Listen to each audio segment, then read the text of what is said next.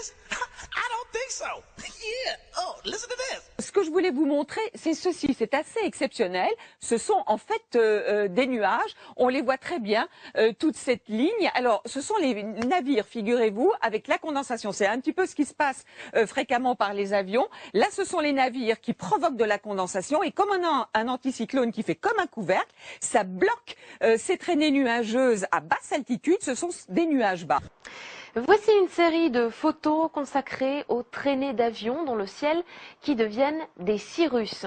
Nous sommes actuellement dans des conditions anticycloniques idéales pour l'observation de ce type de phénomène, lorsque nous ne sommes pas dans des conditions anticycloniques d'hiver avec de la grisaille en pleine, on peut observer des nuages plus élevés. Alors il s'agit ici de traînées issues d'avions à réaction qui circulent en altitude. En fait, il s'agit de traînées de condensation qui ont tendance à se répandre, s'étaler et sont visibles lorsqu'il y a de l'humidité en haute altitude. Si l'air est trop sec, on ne peut pas observer ce type de traînée. Ici, on observe deux types de phénomènes. Les premières griffures sont des traînées d'avions à réaction. En arrière-plan, on a un voile plus consistant dû à l'humidité de l'atmosphère. Ils sont indépendants des traînées. Ces nuages sont uniquement dus à la présence d'humidité en altitude.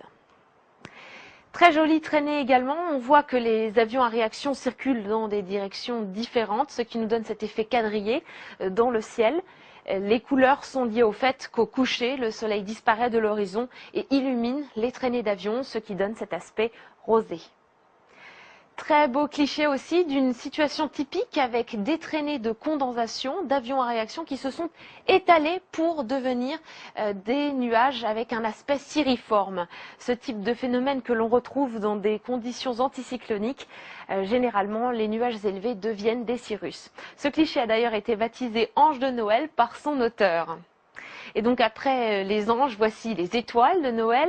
C'est un véritable cours de géométrie dans l'espace avec l'intersection de trois traînées.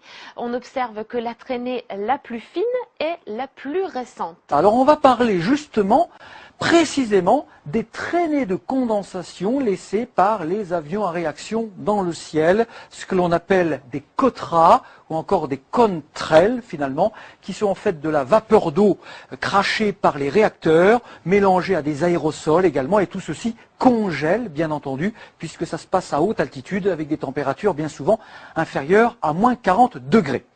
Pourquoi vais-je vous parler de cela? Eh bien parce que justement, après les attentats du 11 septembre, le président Bush avait décrété l'interdiction totale de la circulation aérienne sur le territoire américain par sécurité pendant 3 jours.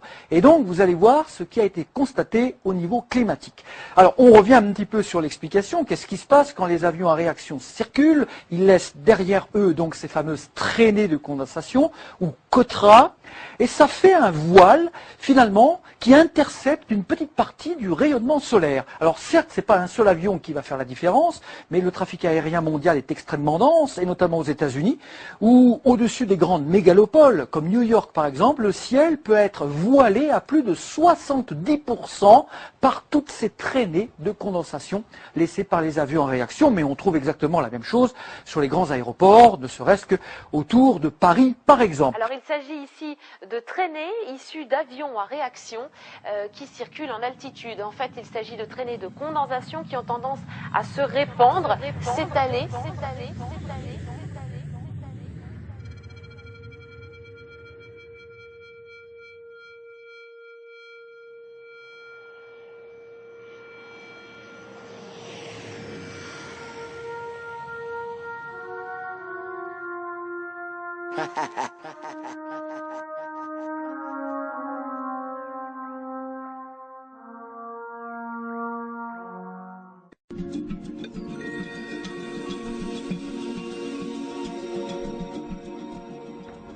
Madame, monsieur, bonjour. Encore une bien belle journée avec de temps en temps, certes, quelques nuages, mais tout à fait insignifiants, comme ceci d'ailleurs dans le ciel d'Île-de-France. C'est ce qu'on appelle des cirrus, des nuages élevés. On les voit très très bien d'ailleurs. C'est un petit voile nuageux ici. Voilà, ils sont en train de s'estomper. Il y avait quelques nuages bas aussi vers la Normandie ce matin qui disparaissent. Donc pratiquement rien.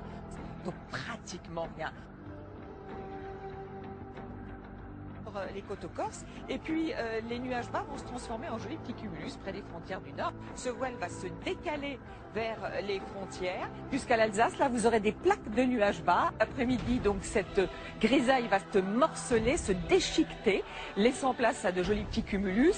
Il y avait des petits filaments, des petits voiles nuageux, un petit peu de cirrus aussi, de la ciraille comme on dit à Météo France.